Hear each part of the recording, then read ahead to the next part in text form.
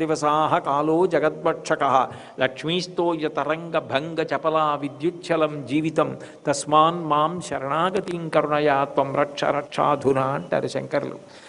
ఒక పూట గడిచిందంటే ఆయుర్దాయంలో ఒక పూట పోయింది.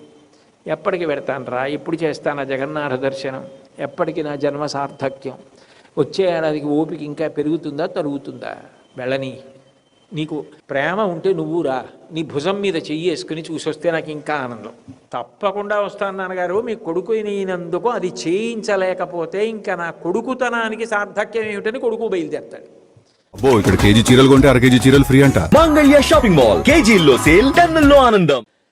అప్పుడు ఆస్వాదమధుప ఆయన చూస్తాట, ఇంత ప్రేమగా వచ్చావా అని ఆ భక్తిని జుర్రుకుంటాట.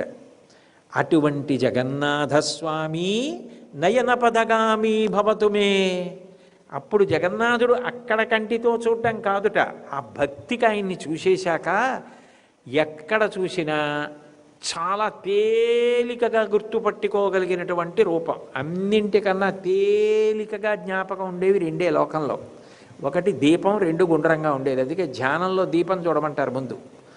దీపం వంక మీరు అలా చూసి కళ్ళు మూసుకున్నారనుకోండి, మళ్ళీ వెంటనే కళ్ళలో దీపం కదులుతూ కనపడుతుంది, వెలుగుతూ. దీపాన్ని పట్టుకుంటుంది మనసు, ఎందుకంటే కంటికి వెలుగుని పట్టుకోవడం లక్షణం. గుండ్రంగా ఉన్నది ఏది ఉంటుందో దాన్ని తొందరగా పట్టేసుకుంటుంది, ఎందుకంటే దాన్ని పట్టుకోవడానికి ఏముంది కనుక కష్టం ఏం లేదు.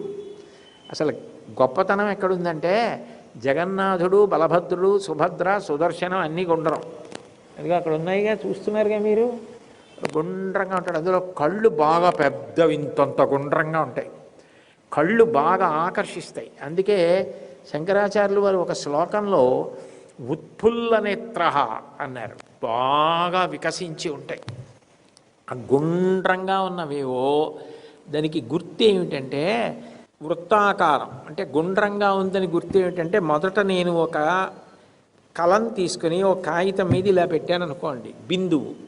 అక్కడి నుంచి నేను బయలుదేరి ఇలా తిప్పాను అనుకోండి, నేను ఇక్కడి నుంచి ఇక్కడికి వచ్చేటప్పటికి ఎంత దూరం వెళ్ళొచ్చో అంత దూరం వెళ్ళిపోయాను. కిందకు వచ్చేటప్పటికి మళ్ళీ ఇటు పక్కకి ఎడుతున్నప్పుడు మళ్ళీ దగ్గర అవడం మొదలెట్టాను. అది సున్నా. పూర్తి అయిపోవాలంటే నేను ఎక్కడికి వస్తే పూర్తి అయిపోతుంది? చుక్క పెట్టినప్పుడు ఎక్కడ మొదలు పెట్టానో అక్కడికే మళ్ళీ వచ్చేస్తే సున్నా అయిపోయింది. నేను ఎక్కడ భగవంతుడి నుంచి విడిపోయి జీవుణ్ణి అనుకున్నానో మళ్ళీ అక్కడికి జ్ఞానంతో వచ్చి చేరిపోతే జీవబ్రహ్మైక్య సిద్ధి అయిపోయింది. అదే వృత్తం.